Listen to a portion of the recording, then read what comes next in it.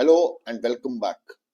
Today we will discuss chapter 3 of the book Arthashastra, the Kautilya, which is a prescribed book in your Part D exam. The chapter is titled King. In today's world, we do not have kings. We have elected leaders and professional military commanders. Yet the qualities Kautilya describes are the very ones we still expect of them. And for your Part D exam, you must also connect these lessons to our major campaign study, the 1965 Indo-Pak War. That war was not just a clash of tanks and aircrafts. It was a test of leadership, planning, and discipline. So let's walk through the first four subsections of chapter 3, the training of future king, the training of prince, the king's daily routine, and the control of senses, and see how they apply to modern governance, to military leadership, and to the lessons of 1965. Kautilya's central claim in the book is that state depends on the quality of its leader. He expects the king to be a Rajrishi, that is the sage king. Discipline, preparedness, tireless in duty, restrained in conduct. Today, qualities apply to elected leaders and commanders. In 1965 war, it was test of leadership and discipline. Now coming to the text proper, Kautilya begins by saying that knowledge without discipline is useless. A ruler must first master himself before he can master the state. Obedience, memory, reflection, and judgment are the signs of self-discipline. Translate this into our times. In a democracy, a minister may be popular, but if he is rash and undisciplined, he can wreck an economy or mismanage a crisis. Think back to the COVID-19 pandemic. Countries where leaders relied on science, showed calm, and exercised discipline fared far better where leaders chased populism or ignored facts. The same holds in the military. A company commander who loses his temper in combat endangers his men. A corps commander who panics during a crisis can lose an entire theater. Discipline is not just about drill on the parade ground. It is about clarity of thought under pressure. Now think of 1965. Pakistan launched Operation Gibraltar, hoping Kashmiris would rise. But the plan was reckless and poorly controlled. Infiltrators lacked coordination, support, or preparation. This was the opposite of Kautilya's principle. It was a gamble born of arrogance, not discipline. The result was failure. On the Indian side, when infiltration was detected, units responded with calm discipline. Reports were processed, troops were mobilized, and the valley was stabilized. It was discipline at the tactical, operational, and strategic levels that prevented panic. So the lesson is timeless. The leader's self-discipline is the foundation of the state's discipline. Without it, no amount of planning or resources can save a kingdom or a modern nation. The second subsection of the book is training of a prince, that is preparation for rule. A future king must study philosophy, economics, law, diplomacy, and warfare. He must be trained in treasury management, military command, and foreign relations. Leadership cannot be improvised. In modern governance, this is why we insist on preparation. Leaders who understand economics and diplomacy make sound decisions. Those who don't stumble. Remember 1991, when India faced a financial crisis, the leadership of that time trained in economics stabilized the nation. Similarly, today, India's trade negotiations or climate diplomacy succeed only when leaders have mastered the subject. In the armed forces, this principle is obvious. Officers go through training in NDA, IMA, DSSC, NDC. Command is not left to chance. By the time a general leads an army, he has been through years of systematic training. Now link this to 1965. Pakistan's President Ayub Khan, a soldier turned politician, misjudged India's response.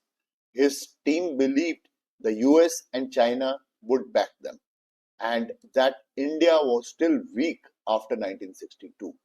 They lacked diplomatic preparation and strategic depth. Kautilya would have judged this as power without training. On the Indian side, look at General Harbakhsh Singh, GOC. His professional training and staff experiences allowed him to rapidly reinforce Akhnur and later to shift the battle into Lahore and Sialkot. His preparation showed in how he would visualize the theatre. So Kautilya's lesson holds whether in monarchy or a democracy, in politics or in the military. Systematic training is the shield against miscalculation. Power without preparation is a danger to the state. Kautilya then describes the king's daily routine almost hour by hour. Reports at dawn, ministerial council, troop inspections, court hearings, review of accounts, consultations with spies, every hour was accounted for. The king's time belonged to the people, not to himself. This principle is exactly what we demand in the modern governance. Citizens expect prime ministers and ministers to be present in crisis. During floods, earthquakes, or major accidents, leaders who are absent are judged harshly. The measure of leadership is not privilege, but presence and work ethic. In the military, this is even clearer. Senior commanders live relentless schedule. You have seen it yourself. Inspections, operational reviews, war games, and constant travel. A CO or GOC, who is always present, always attentive, inspires confidence. A commander who shirks duty loses his men's respect. Now compare 1965. Harbakhsh Singh set the model.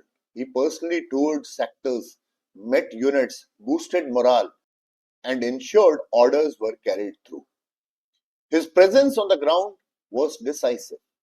On the other hand, Pakistan's leadership hesitated, delayed decisions, and failed to coordinate once Gibraltar collapsed. Ayub Khan did not devote himself fully to the battlefield. He remained distracted. Kautilya would have judged this starkly. The Indian commanders embodied the king's tireless duty. The Pakistani ruler exposed the danger of idleness and poor engagement. Today, in both governance and the military, the lesson is the same. Leadership is not enjoyment of power, it is relentless work. The leader's day belongs to his people and his soldiers. Finally, Kautilya warns against indulgence, lust, greed, anger, vanity, gambling, and drink destroy rulers and states. The king must restrain himself through reflection and wise counsel. Modern governance proves this daily. Democracies have seen entire governments collapse not from external wars but from corruption scandals. Misuse of public office is the modern equivalent of Kautilya's vices. Integrity is the anchor of legitimacy. In the armed forces, integrity is the soul of command. A commander who is corrupt or arrogant loses the loyalty of his troops. Men fight for leaders they respect, not leaders they fear.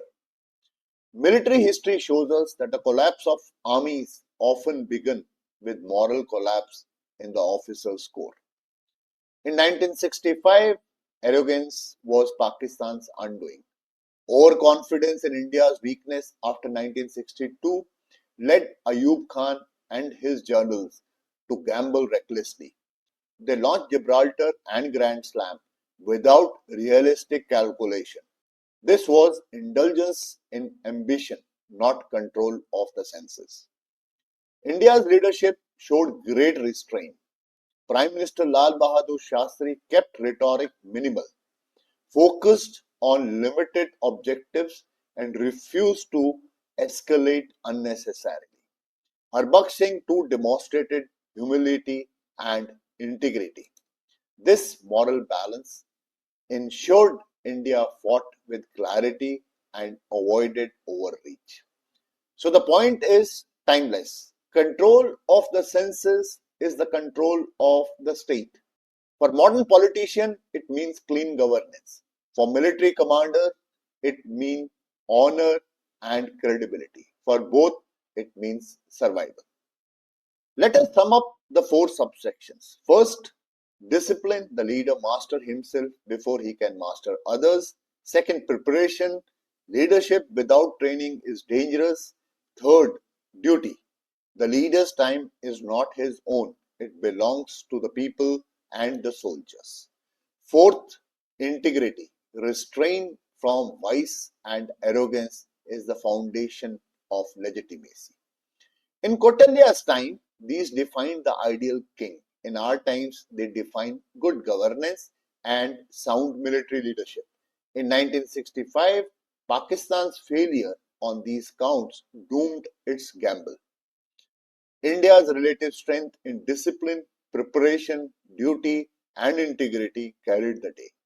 So when you write your exam, don't just list points. Show this continuity. Show how Arthashastra's wisdom echoes in 1965 and still echoes in today's geopolitics, geoeconomics, and geosecurity. And more than the exam, reflect on this personally. As future leaders, your authority will rest not only on rank or office, but on your discipline, your training, your work ethic, and your integrity. Gentlemen, that is Kautilya's timeless truth. Leadership is continuity. From the sage king of ancient India to the prime ministers and generals of today, the principles remain the same. Let's now discuss four questions which can be formed from whatever we have covered today. Discuss Kautilya's emphasis on self-discipline in leadership with reference to Operation Gibraltar in 1965. In the introduction, you can say Kautilya governance rests on discipline of the ruler. Without self-control, power is wasted. Core argument should be that self-discipline is equal to calm judgment. Then you link it to Pakistan, Operation Gibraltar, which was rash and undisciplined. There was no local support and there was overconfidence which overruled prudence. India's responses reflected discipline, calm mobilization, closure of infiltration routes, and in the end you must write a conclusion saying that discipline of leadership is the foundation of discipline in the state. Gibraltar proved Kautilya's warning. Question number 2. How does Kautilya's idea of training a prince relate to professional preparation of commanders in the 1965?